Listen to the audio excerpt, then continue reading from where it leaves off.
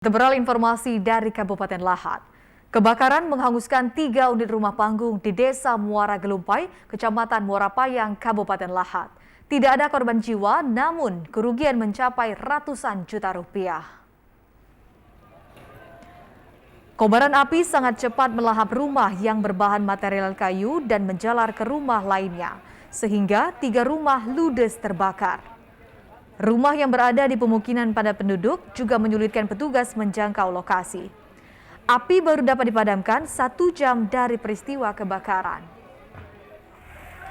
Laporan kejadian kebakaran di Desa Muara Gelumpai, Kecamatan Muara Payang. Dari laporan tersebut, anggota yang sedang piket langsung menuju lokasi, dibantu oleh yang lain dan berkoordinasi dengan Damkar dan BPBD Pagar Alam mengirimkan bantuan bersama unsur Forkopimcam dan masyarakat setempat. Dapat dikendalikan api lebih kurang 1 jam.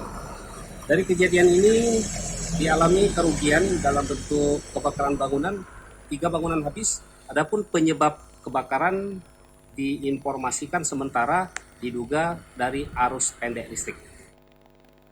Penyebab sementara kebakaran diduga konsleting listrik. Tidak ada korban jiwa, namun kerugian diperkirakan mencapai 600 juta rupiah. Rivaldo Putra, TVRI Sumsel melaporkan.